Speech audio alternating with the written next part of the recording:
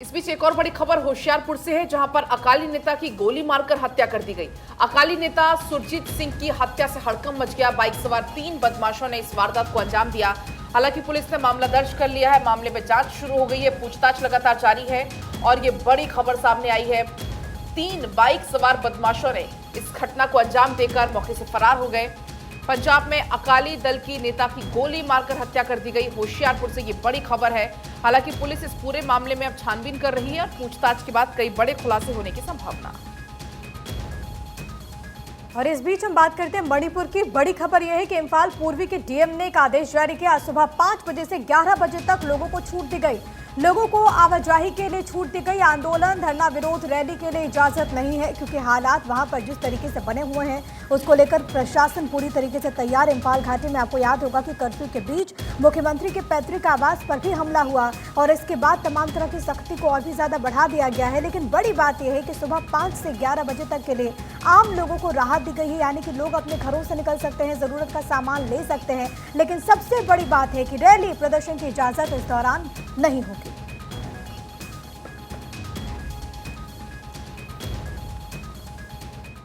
और चलिए शुरुआत करते हैं न्यूज़पेपर हेडलाइंस का। आज अखबारों की सुर्खियों में कौन कौन सी बड़ी खबरें हम चारों के चारों आपको बताने वाले। और सबसे पहले शुरुआत करते देखिए 23 का चुनाव, शाह को कमान। छत्तीसगढ़ चुनाव को लेकर अब शाह और जेपी नड्डा ने हाई लेवल मीटिंग कल देर शाम तक की थी और देखिए प्रत्याशियों की दूसरी लिस्ट पर यहाँ पर मंथन हुआ।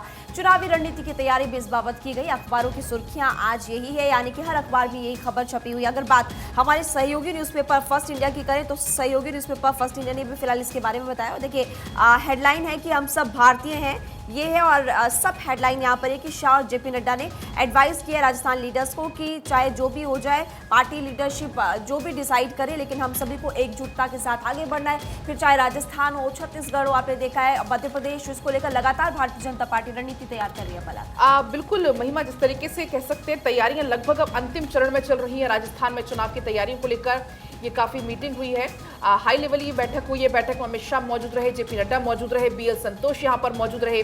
बैठक में अमित शाह ने परिवर्तन यात्रा की सफलता और भीड़ के बारे में जो फीडबैक मिला उसको लेकर भी सवाल उठाया। आपको पता होगा जिस तरीके से राजस्थान में परिवर्तन यात्रा निकाली जा रही, 4 दिशाओं से अलग अलग ही परिवर्तन यात्रा निकाली गई, तो इसको लेकर भी यहाँ पर बातचीत हुई है।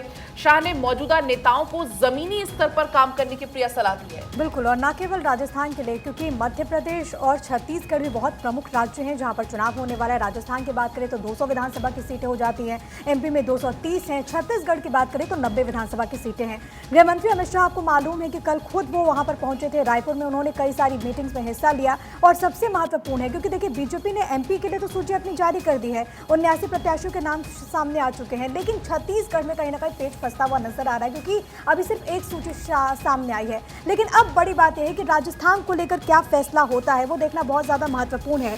मेरे पास इस वक्त देखिए दैनिक भास्कर, और दैनिक भास्कर ने फ्रंट पेज में इस पर जगह दी है, टिकट पर बात नहीं, कहा गहलोत का काउंटर करते रहे, जीत पक्की है। तो इन तमाम विषयों पर चर्चा यहाँ पर हुई और सबसे बड़ी बात है कि अगर राजस्थान की बात करें तो अभी भी इंतजार है कि आखिरकार सूची कब सामने आएगी। बिल्कुल प्रिया, और बीजेपी की महासचिवों की बैठक आज होने जा रही है। इस बीच दर्शकों को यह भी बता दें कि जेपी नड्डा ने अहम बैठक बुलाई है। विधानसभा चुनावों पर मंथन इस बैठक में किया जाएगा क्योंकि बीजेपी लगातार अब इलेक्शन मोड में चल रही है। सेवा पखवाड़ा पर भी आज चर्चा की जानी है। महासचिवों के साथ में इस बैठक को अंजाम दिया जाएगा। विधानसभा चुनावों पर मंथन किया जाएगा। तो जिस तरीके से हमने देखा कि राजस्थान में चुनावी सरगर्मियां बढ़ती हुई नजर आ रही हैं और लगातार ज्यादा से ज्यादा वोटरों को साधने की कोशिश बीजेपी कर रही है। और न केवल राजस्थान, जिस तरीके से प्रिया आप जिक्र कर रही थी कि मध्य प्रदेश और छत्तीसगढ़ में भी बीजेपी यही प्रयास कर रही है कि जनता के साथ में संवाद बढ़ाया जाए और जो सबसे पीछे कड़ी में खड़ा है उसको आगे कैसे लाया जाए और किस तरीके से विधानसभा चुनाव में जीत का परचम लहराया जाए ताकि लोकसभा चुनावों तक पहुंचने का जो रास्ता है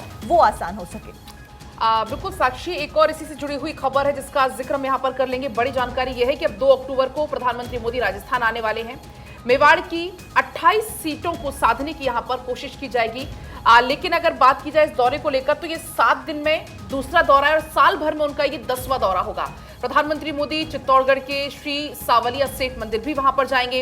इस दौरान एक विशाल जनसभा को भी संबोधित करने का पीएम का कार्यक्रम है। तो ये बड़ी जानकारी है प्रिया। बिल्कुल, और बहुत अहम हो जाता है क्योंकि इससे पहले आपको याद होगा कि 4.5 साल के बाद प्रधानमंत्री नरेंद्र मोदी जब जयपुर पहुंचे थे, उन्होंने सभा को संबोधित किया और इस वक्त हमें नारी शक्ति की मिसाल भी देखने को मिली जब पूरे कार्यक्रम का जिम्मा महिलाओं के हाथ था। लेकिन सबसे महत्वपूर्ण यह है कि 200 विधानसभा की सीटों के लिए प्रधानमंत्री खुद यहाँ पर कमर कसते हुए नजर आ रहे और बैक टू बैक दौरा बहुत कुछ बताता है। 2 अक्टूबर को गांधी जयंती के मौके पर एक बार फिर से प्रधानमंत्री नरेंद्र मोदी राजस्थान आएंगे और सबसे बड़ी बात है क्योंकि अगर हम राजस्थान की बात करें, अलग अलग क्षेत्रों की बात करें, मेवाड़ पर भारतीय जनता पार्टी का इस वक्त फोकस है और वहां पर एक जनसभा के जरिए कई सीटों को साधने की कोशिश की जाएगी। एक विशाल जनसभा को संबोधित भी करने वाले हैं प्रधानमंत्री नरेंद्र मोदी। बिल्कुल प्रिया, और इस बीच में हम आगे बढ़ते हैं, अगली खबर आपको बताते हैं। आज से केंद्रीय चुनाव आयोग की टीम का आपको जानकारी दे दें, राजस्थान दौरा है। 3 अक्टूबर तक राजस्थान में इलेक्शन कमीशन की टीम रहने वाली है। चुनावी तैयारियों का जायजा इस दौरान इलेक्शन कमीशन की टीम के द्वारा लिया जाएगा। तो देखिए, जिस तरीके से चुनावों का दौर चल रहा है, विधानसभा चुनाव चल रहे हैं, राजस्थान की बात करें तो राजस्थान में भी साल के अंत में चुनाव होने जा रहे हैं। उस बीच चुनाव आयोग की टीम अपनी फॉर्मेलिटीज जो होती हैं उनको निभाने के लिए राजस्थान पहुंच रही है। चुनावी तैयारियों का जायजा लिया जाएगा और आगे की जांच पड़ताल उनके द्वारा की जाएगी। बिल्कुल साक्षी, मेरे पास राजस्थान पत्रिका है और इस न्यूज़पेपर में फ्रंट पर ही इस खबर को दिखाया गया है कि 5 राज्यों में अक्टूबर के दूसरे हफ्ते में बच सकती है चुनाव की रणभेरी। ये इसमें हेडिंग दी गई है क्योंकि आज राजस्थान के दौरे पर, जैसा कि साक्षी ने भी बताया कि आयोग आज से राजस्थान के दौरे पर है। लोकसभा 2024 से पहले सेमीफाइनल है इन चुनाव के राज्यों का। इसके अलावा आपको अगर हम जानकारी दे दें कि सरकार बचाने की चुनौती इसमें हेडिंग दी गई है और इसमें आपको 3 चेहरे नजर आ जाएंगे। आपको राजस्थान के सीएम अशोक गहलोत दिख जाएंगे, शिवराज सिंह चौहान आपको दिख जाएंगे और भूपेश बघेल आपको इसमें नजर आ जाएंगे और इसके अलावा के चंद्रशेखर राव भी आपको इसमें नजर आ जाएंगे। अगर हम नजर डालें कि इसके पहले कब कब हुई है चुनावों की घोषणा, वो आप एक बार जान लीजिए। 6 अक्टूबर 2018 को हुई, इसके बाद 4 अक्टूबर 2013 में हुई, 14 अक्टूबर 2008 में हुई और 12 अक्टूबर 2003। तो ये अक्टूबर का जो समय है वो काफी क्रूशियल है चुनाव के लिहाज से अगर देखें तो, और अब समय बहुत करीब है। पिछली बार 2018 में 6 अक्टूबर को चुनाव की घोषणा हुई थी और इसी के साथ आचार संहिता लागू। और इसी से जुड़ी एक जानकारी देखिए, हमारा जो सहयोगी न्यूज़पेपर है फर्स्ट इंडिया, उसने बहुत प्रमुखता के साथ फ्रंट पेज पे इस खबर को तरजीह दी है। उसमें लिखा है कि ECI officials on 3-day visit to city from today.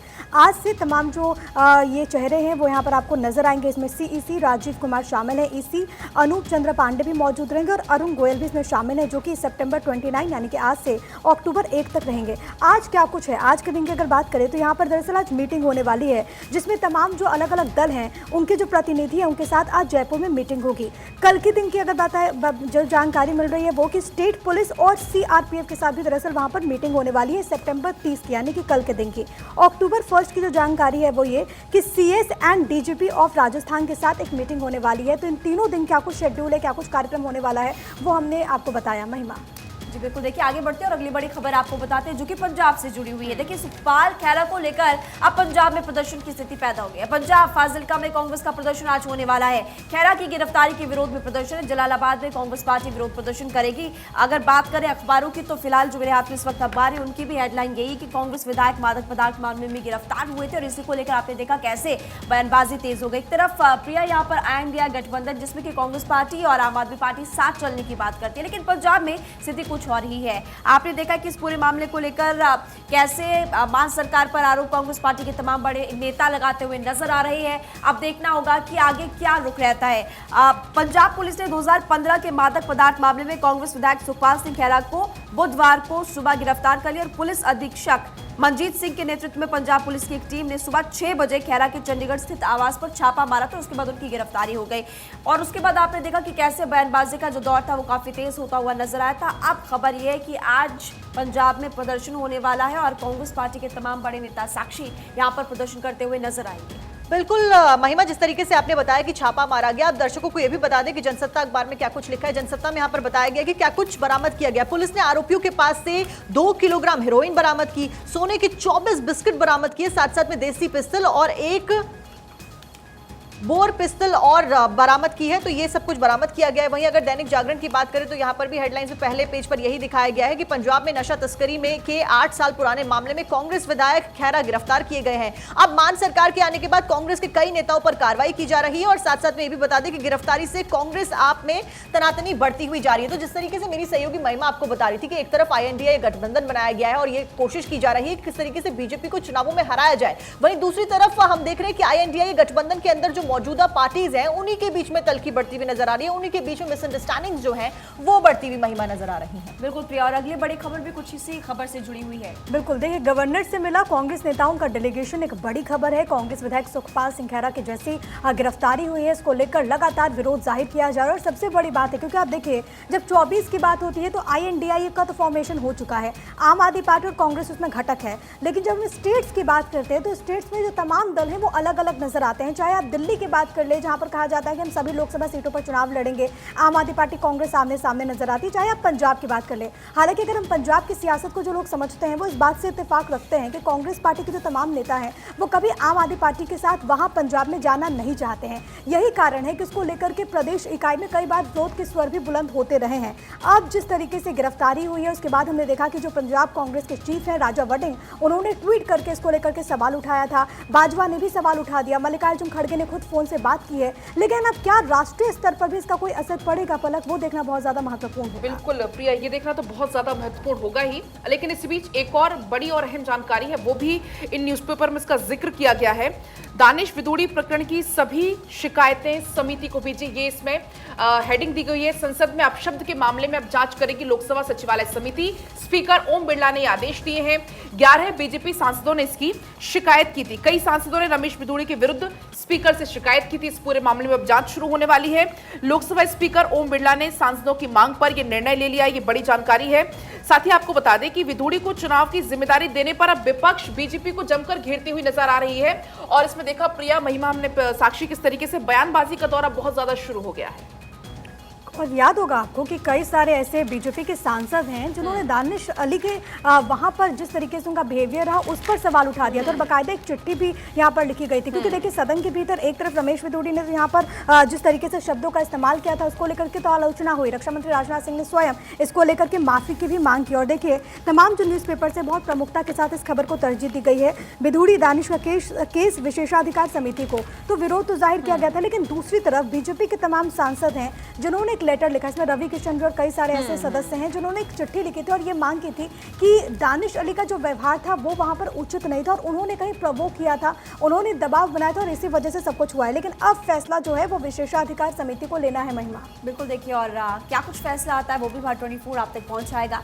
लेकिन इसी बीच अगली बड़ी खबर आपको कर्नाटक से जुड़ी हुई बताते हैं। कर्नाटक के मांड्या जिले में धारा 144 लागू की गई। मांड्या में आज भी स्कूल कॉलेजेस बंद रहने वाले हैं क्योंकि मुद्दा है कावेरी का। देखिए कावेरी मुद्दे पर किसान संगठन ने बंद का आह्वान किया था। इसी को लेकर फिलहाल आपको ये भी बता दें कि कर्नाटक और तमिलनाडु के बीच कावेरी नदी के पानी को लेकर दशकों से विवाद बना हुआ है। और इसी बीच आज कर्नाटक की राजधानी बेंगलुरु में किसानों और दूसरे कई संगठनों ने मिलकर बंद का ऐलान किया, जिसका असर आज देखा जाएगा। और इस बाबत साक्षी यहाँ पर स्कूल और कॉलेजेस को आज भी बंद करने का फैसला किया गया। बिल्कुल महिमा, इसी बुलेटिन के जरिए हमने दर्शकों को बताया था किस तरीके से अब से कुछ दिन पहले भी यहाँ पर बंद का ऐलान किया गया था। फिलहाल लाइव तस्वीरें भी दर्शकों को लगातार हम दिखा रहे हैं किस तरीके से विवाद को लेकर यहाँ पर लोग प्रदर्शन करते हुए नजर आ रहे हैं। हालांकि कर्नाटक सरकार की ओर से कहा गया था कि हम बंद के लिए पूरी तरीके से तैयार है, लेकिन फिलहाल आज भी स्कूल कॉलेज बंद रखने का निर्णय लिया गया है। फिलहाल आप तस्वीरें देखिए किस तरीके से पानी के विवाद को लेकर यहाँ पर प्रदर्शनकारी सड़कों पर उतर गए हैं। एहतियाती कदम उठाते हुए स्कूल कॉलेज बंद करने के निर्देश भी जारी कर दिए गए हैं। क्या है कावेरी विवाद वो भी समझिए। 140 साल से भी पुराना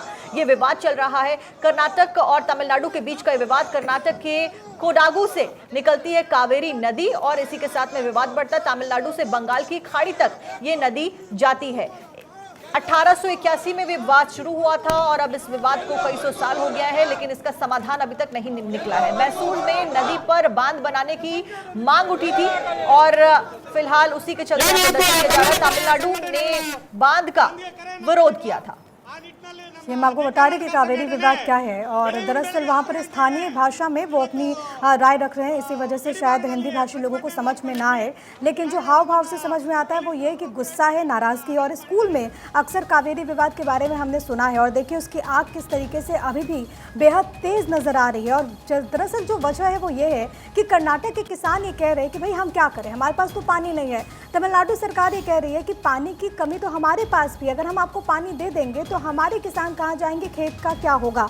और इसी वजह से जो विरोध है वो देखने को मिल रहा है और नतीजतन जो किसान संगठन है वो इसको लेकर मोर्चा खोलते हुए पलक हमें नजर आ रहे हैं। बिल्कुल प्रिया, ये आज बंद का आह्वान किया गया है। बेंगलुरु में भी कई जगह धारा 144 लगाई गई है, इस पर भी हम दिन भर रखेंगे। लेकिन इस बीच एक और अहम जानकारी हम दर्शकों के यहाँ पर पहुंचा देते हैं। सातवीं की तस्वीर भी हम सबसे पहले दिखाएंगे। दरअसल ये तस्वीर है सीएम बीरेन के निजी आवास की, ये तस्वीर है जहां पर हमला करने की कोशिश की गई है। वो तस्वीर है सीएम के घर पर हमला करने की कोशिश हुई। पुलिस ने प्रदर्शनकारियों को हालांकि 500 मीटर पहले रोक लिया था। पुलिस ने आंसू गैस के गोले दागे।